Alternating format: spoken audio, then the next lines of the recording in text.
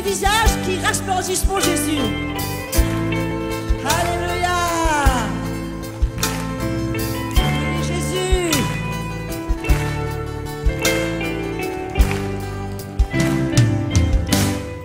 Parle à mon cœur, Seigneur, parle à mon cœur. Tu es le seul qui peut parler à mon cœur. Tu as donné ta vie et je t'appartiens, Jésus. Parle à mon cœur, oui, parle à mon cœur. Bonjour à tous, dans la joie de vous retrouver encore ce matin pour ce temps de partage de la parole de Dieu. Merci de rejoindre le ministère ambassadeur pour Christ Nouvelle-Calédonie. Que la grâce et que la paix de notre Seigneur Jésus-Christ soient sur vous tous. Prions ensemble. Nous nous approchons de toi, Seigneur, en te remerciant de ce que tu nous donnes encore ce temps pour nous tenir devant ta face et ouvrir ta parole. Je remets entre tes mains particulièrement les auditeurs, les auditrices, durant ce temps de partage. Tu es dans tes bonnes mains là où ils se trouvent, dans leur maison. Tu leur fais du bien au travers de ta parole. Tu les éclaires, parce que ta parole, elle est la lumière, elle est la vérité. Et je te demande, Seigneur, que là où se trouve toute personne confinée dans leur maison reçoive ta bénédiction par l'assistance de ton Esprit Saint. Tu béniras ton serviteur qui délivrera ta parole. Dans le nom de Jésus, nous voulons te remercier, Père Céleste. Amen. Aujourd'hui, donc, figure sur notre calendrier le mot Pâques. Et j'attire tout de suite votre attention sur la terminaison de ce mot. Sur tous nos calendriers, le mot Pâques se termine avec un S. Mais lorsque j'ouvre la parole de Dieu, la terminaison est différente. Dans l'Ancien Testament, lorsque l'Éternel a institué la Pâque pour le peuple d'Israël, qui s'appelait la Pâque de l'Éternel, nous n'avons pas de S au mot Pâques. Lorsque l'apôtre Paul, dans le Nouveau Testament, dans l'Épître aux Corinthiens, parlera de la Pâque, il dira « Christ, notre Pâque ». Et ce mot n'a pas du tout d'S également. La fête de Pâques de nos calendriers n'existe pas dans la Bible. Alors pourquoi cette différence entre notre calendrier et la Bible? Vous êtes-vous déjà posé la question? Il est écrit dans le livre des Psaumes au chapitre 119 et le verset 160 que le fondement de ta parole est la vérité. Jésus dira également dans l'évangile de Jean, chapitre 17, verset 17, « Ta parole est la vérité ». Nous ne pouvons pas avoir d'autre fondement que celui de la parole de Dieu.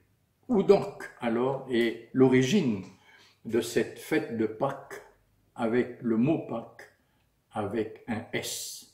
Eh bien, ce qu'il faut savoir, c'est qu'au concile de Nicée, en 325 après Jésus-Christ, l'empereur Constantin a déclaré ceci: l'observation de la Pâque, c'est-à-dire celle des premiers chrétiens, doit être corrigée, elle doit être changée.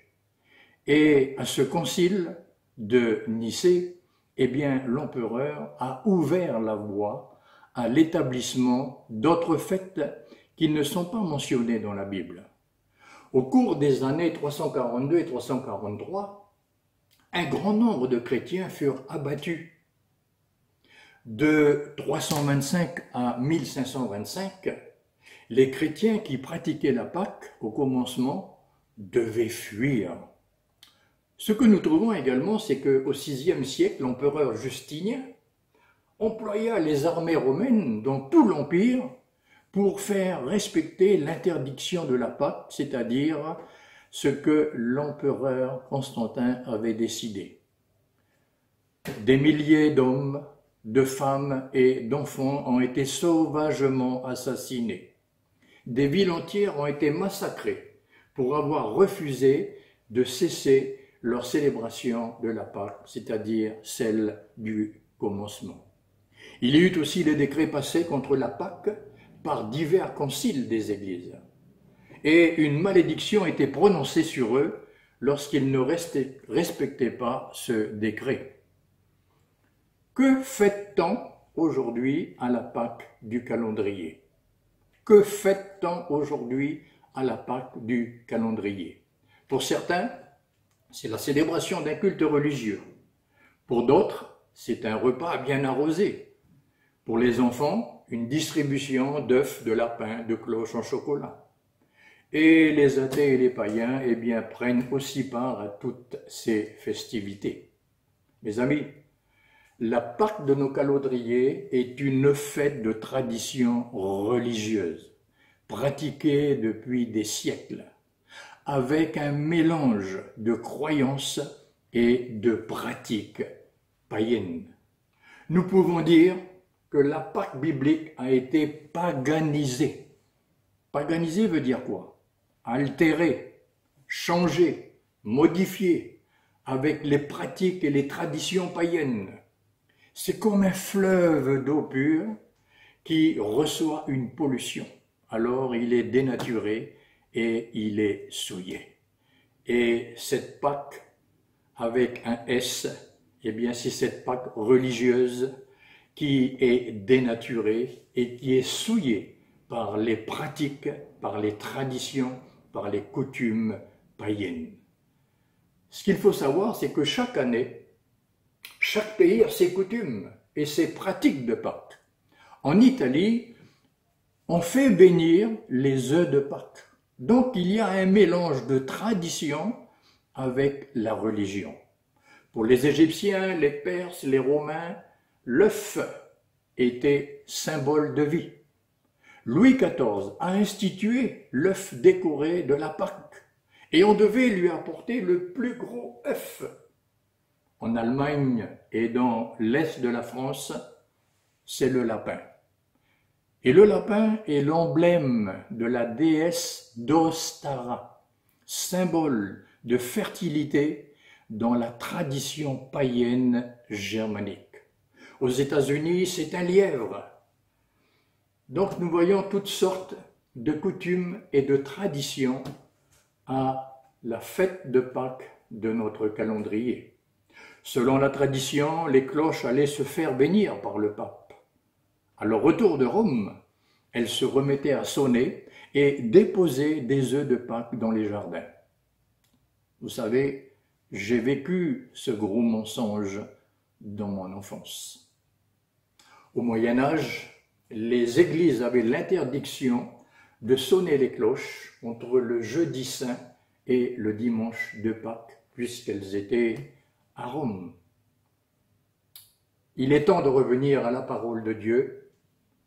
Lorsque Jérémie nous dit dans le chapitre 10, le verset 3, « Les coutumes des hommes ne sont que vanité, inefficaces, elles ne sont rien. » Et l'apôtre Paul dira dans l'épître aux Romains, « Ne vous conformez pas au siècle présent. » Le vrai chrétien ne doit pas se conformer, ne doit pas copier, ne doit pas pratiquer, ne doit pas imiter toutes les traditions et coutumes païennes qui vont à l'encontre de la Pâque biblique.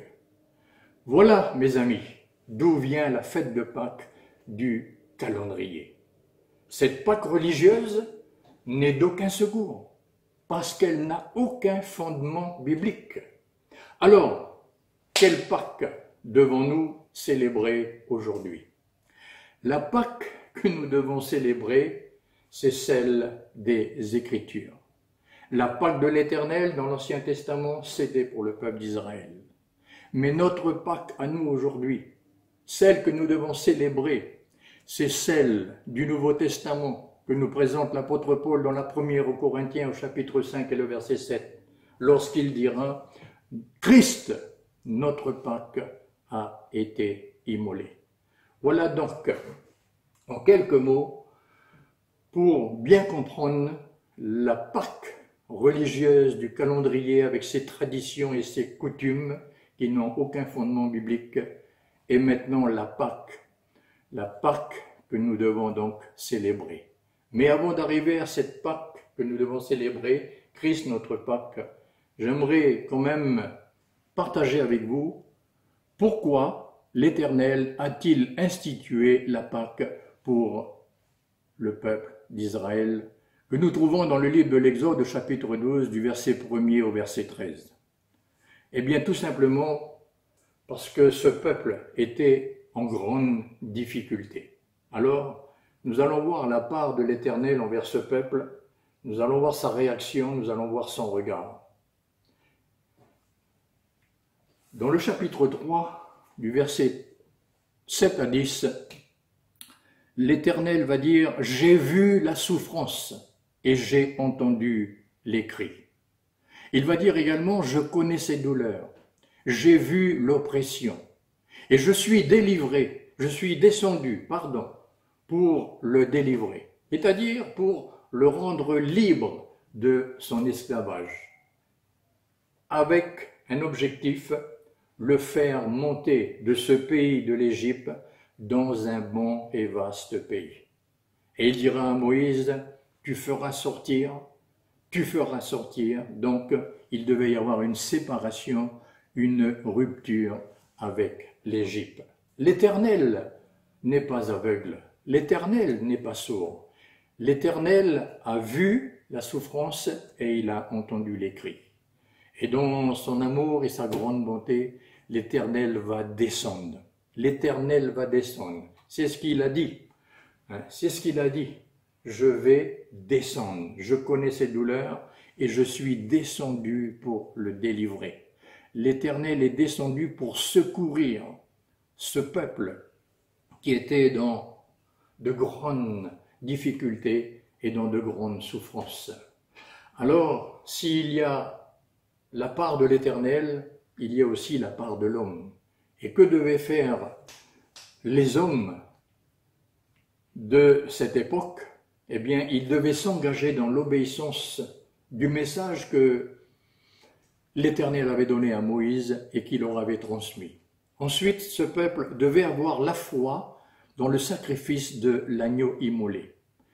Également, le peuple devait avoir la foi dans le sang versé de l'agneau.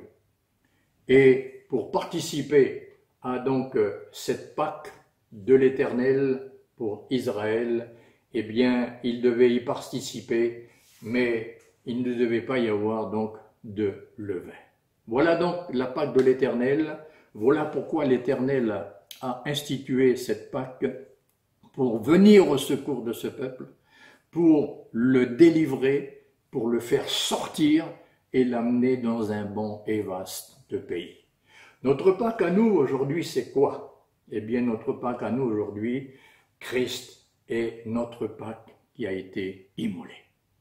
Et autant l'Éternel est venu pour le peuple qui était dans la souffrance, eh bien, Christ, qui est notre Pâque, lui aussi est descendu. Il est descendu. C'est ce que nous révèle l'évangile de Jean, chapitre 6 et le verset 38. « Je suis descendu du ciel ». Le Seigneur Jésus a quitté son trône de gloire et il est descendu.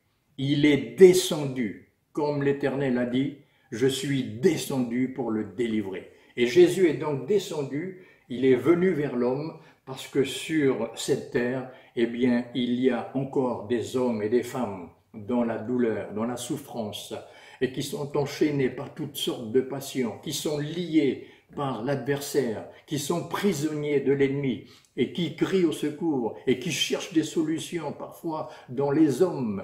Ils ont besoin d'un secours, mais ce secours humain, ce secours de l'homme ne se trouve pas parmi les humains. Et c'est Jésus, Jésus qui est descendu du ciel, et qui va dire dans l'évangile de Luc au chapitre 4, le verset 19, « Il est venu pour proclamer aux captifs la délivrance. Voilà pourquoi Jésus est venu. Il n'est pas venu seulement pour faire des miracles. Il n'est pas venu pour faire joli. Il n'est pas venu pour qu'on porte les regards sur lui et qu'il soit élevé, glorifié. Non, Jésus, il est venu pour proclamer aux captifs la délivrance. Jésus est venu apporter un message, le message de la délivrance. Et toi, mon ami, qui m'écoute ce matin, qui est enchaîné, qui est prisonnier par toutes sortes de passions, tu cherches à t'en débarrasser, tu cherches à être libre, eh bien, le message de délivrance que Jésus apporte, c'est aussi pour toi ce matin. La Bible nous parle de l'esclavage, et Paul dira dans l'Épître aux Romains, chapitre 6, verset 17, « Esclave du péché ». Esclave du péché.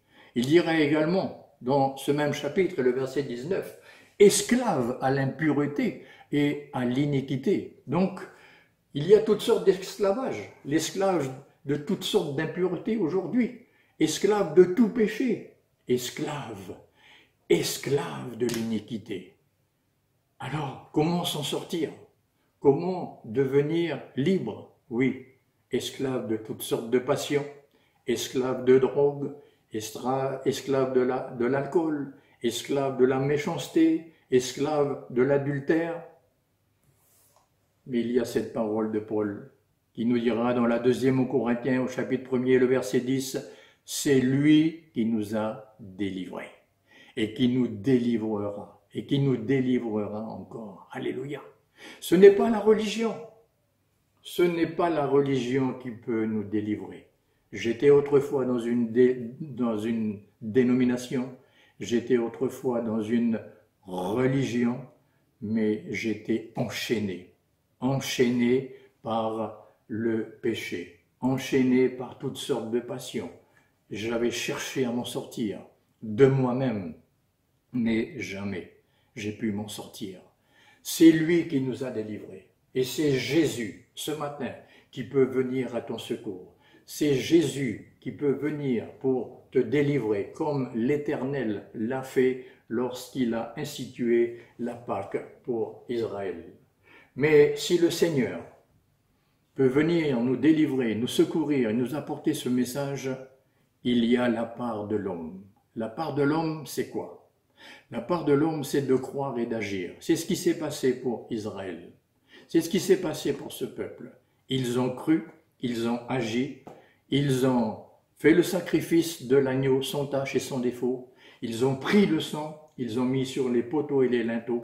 Et lorsque l'ange exterminateur venait pour détruire, lorsqu'il y avait le sang de l'agneau, personne était touché à l'intérieur par la destruction. Il y avait cette protection. Il a fallu cette foi. Il a fallu agir. Il a fallu mettre en pratique la parole. Alors notre part aujourd'hui, dans Christ, notre Pâque, eh bien il est écrit de la part du Seigneur Jésus, Marc 16,16, celui qui croira. Celui qui croira. Je ne peux pas aller plus loin dans mon secours, dans ma délivrance, si je ne crois pas. Important d'avoir la foi. Ensuite, Jésus va dire celui qui croira et qui sera baptisé. Et là, il nous est parlé d'un engagement avec le Seigneur. Croira, baptisé, sauvé. Le secours, l'assurance, la délivrance, la guérison de tous nos maux, eh bien, commence par notre foi. Elle commence par notre foi. Et voilà notre Pâque, Christ notre Pâque. Et lorsque le Seigneur a commencé son ministère, la parole de Jean-Baptiste a été de dire ceci, voilà l'agneau de Dieu. Voilà l'agneau de Dieu. Il n'y a pas d'autre moyen que l'agneau de Dieu. Il n'y a pas d'autre moyen que Christ, notre Pâque, qui a été immolé. Tu peux avoir la plus belle des religions. Tu peux avoir participé à être dans une grande dénomination. Aucun homme ne pourra te donner le véritable secours et la vraie délivrance. Voilà l'agneau de Dieu. Et c'est ce message que je voudrais laisser sur votre cœur ce matin. À vous qui cherchez la guérison, à vous qui cherchez la délivrance, à vous qui cherchez le secours, voilà l'agneau de Dieu. L'apôtre Paul a dit ceci dans la première aux Corinthiens, au chapitre 1er, le verset 23. L'apôtre Paul a dit ceci, nous prêchons Christ crucifié. Nous prêchons Christ crucifié, c'est-à-dire Christ, notre Pâque, qui a été immolé. L'apôtre Paul n'avait pas d'autre message. Il ne présentait pas de religion, il ne présentait pas une communauté. Non, il présentait Christ crucifié. Christ crucifié. Et c'est là la vraie Pâque, sans mélange. Et il dira encore, l'apôtre Paul, toujours dans cette épître aux Corinthiens, au chapitre 2 et le verset 2, « Je ne veux rien savoir d'autre que Jésus-Christ et Jésus-Christ crucifié. » Il n'y avait pas d'altération, il n'y avait pas de mélange, il n'y avait rien qui ait été changé au message de la délivrance de la parole de Dieu. Je ne veux rien savoir d'autre que Jésus-Christ et Jésus-Christ crucifié. Tout ce qui a été rajouté, tout ce qu'on a additionné et qui n'a pas de fondement biblique ne pourra rien faire pour votre secours, votre délivrance et le salut de votre âme. Et ce matin, dans ce jour où nous sommes rassemblés, eh bien, je vous présente donc ce message qui veut vous donner la consolation, qui veut vous apporter le secours et la délivrance. Oui, la délivrance, parce que la parole de Dieu nous dit dans le livre de l'Apocalypse que nous sommes délivrés de nos péchés par son sang. Délivrés de nos péchés par son sang. Il n'y a pas d'autre moyen d'être délivrés de nos péchés. Un homme ne peut pas nous délivrer de nos péchés. Le plus grand pasteur, le plus grand révérend d'une dénomination, d'une grande église avec des centaines et des millions de personnes ne peuvent te délivrer. Ne reste pas attaché à tes croyances religieuses. Ne reste pas attaché à un homme. Ne reste pas attaché à une dénomination. Nous sommes délivrés de nos péchés par son sang. Christ, notre Pâque, il a été crucifié. Il est mort pour le salut de notre âme. Son sang qui a coulé nous lave, nous purifie de tout péché, de toute iniquité. Et avec cette délivrance, eh bien, nous obtenons le salut de notre âme et l'assurance de la vie éternelle. Voilà pourquoi la Bible nous dit dans l'évangile de Jean, « Si donc le Fils vous affranchit, vous serez réellement libre. » La vraie liberté, elle ne se trouve que dans la personne de Jésus-Christ, Christ, notre Pâque immolé.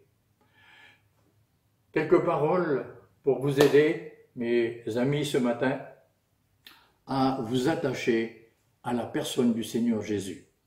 En ce jour de Pâques religieuse du calendrier, certains sont attachés au culte qu'il peut y avoir dans des temples, dans des bâtiments, attachés à des croyances, à des coutumes qui se sont rajoutées.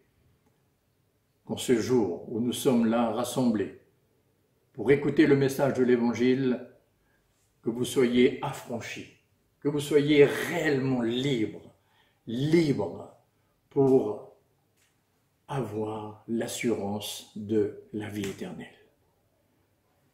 Acceptez Jésus-Christ dans votre cœur, dans votre vie. Prenez-le dans votre cœur et dites-lui ce matin, Seigneur, je te demande pardon pour toutes les croyances que j'ai eues et toutes les pratiques que j'ai pu faire jusqu'à aujourd'hui. Seigneur, j'étais dans l'ignorance, mais aujourd'hui tu m'as éclairé. Seigneur, j'ai cru à tout ce qu'on m'a donné depuis mon enfance, depuis des générations. Ce matin, Seigneur, je m'humilie devant toi, je m'abaisse devant toi, je reconnais que je me suis vraiment égaré loin de ta parole. Et je sais, Seigneur, que tu me pardonnes.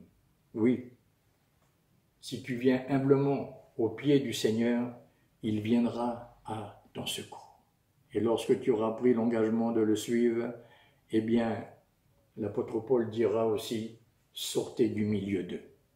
Il doit y avoir ensuite une séparation.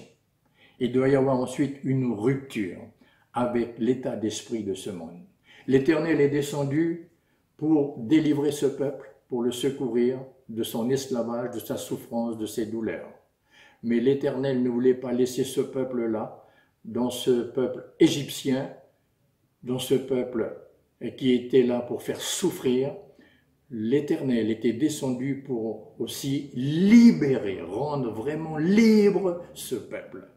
Eh bien, le Seigneur, en donnant sa vie à la croix, veut aussi que nous soyons libres, mais que nous puissions prendre la décision de nous séparer, qu'il y ait une rupture avec les choses de cette vie, de ce monde qui attristent le cœur de Dieu. Et alors, comme dira l'apôtre Paul, 1 Corinthiens 5,8, célébrer donc la fête. Nous pouvons célébrer la fête, mais pas n'importe comment. Il va dire non avec du vieux levain, non avec du vieux levain. Et Israël devait également, dans cette Pâque de l'Éternel, enlever tout ce qui était du vieux levain de leur maison. Ce matin, nous sommes aussi à enlever le vieux levain de nos cœurs, de nos vies, le péché symbole du levain. Enlever, enlever. Si nous voulons célébrer Pâques, la Pâque de la parole de Dieu, Christ notre Pâque, eh bien nous devons célébrer cette fête, non avec le péché, non avec le vieux levain.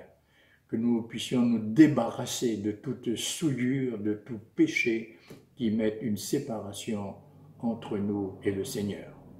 Jésus a dit dans l'évangile de Matthieu, chapitre 16, le verset 11, « Gardez-vous du levain des pharisiens et des sadducéens. Gardez-vous de la corruption, gardez-vous des traditions religieuses non conformes à la parole de Dieu. » Et Jésus dira, chapitre 7, le verset 11, « Annulons ainsi la parole de Dieu par votre tradition que vous avez établie. » Les pharisiens, ces religieux, ces responsables, ces leaders religieux, ils avaient annulé la parole de Dieu par leur tradition avec des choses qu'ils avaient établies eux-mêmes. La Pâque de notre calendrier est un mélange de la parole avec la tradition et avec des choses qui ont été établies. Et vous faites beaucoup d'autres choses semblables, dira le Seigneur. L'empereur Constantin et l'Église romaine ont annulé la Pâque biblique, pour établir autre chose, comme les pharisiens que Jésus a condamnés. Amis, que ce message que nous venons de voir ensemble vous aide à célébrer la vraie fête de Pâques, celle de l'Évangile, celle de la parole de Dieu. Christ, notre Pâques, ce n'est pas une fois par an. Ce n'est pas une fois par an. Ça, c'est la religion. Mais Christ, notre Pâques, c'est tous les jours. C'est celle de la parole de Dieu. Alors, je termine par cette invitation ce matin, si tu as besoin de délivrance, si tu as été touché dans ton cœur par ce message et que tu veux être délivré, je t'invite à venir au Seigneur. Là où tu te trouves, dans ta maison, quel que soit le lieu, peu importe, mais là où tu te trouves, si tu veux donner ton cœur à Jésus, si tu veux être délivré, si tu veux vraiment devenir libre, être prêt pour la vie éternelle, alors je veux prier pour toi. Là où tu te trouves, je veux prier pour toi. Seigneur, je te remercie parce que ta parole a été ouverte et tu es toujours là, Seigneur, pour nous éclairer et nous montrer la vérité. Les choses cachées viennent toujours à la lumière. Et ce matin, ce n'est pas la Pâque d'une religion que nous voulons célébrer.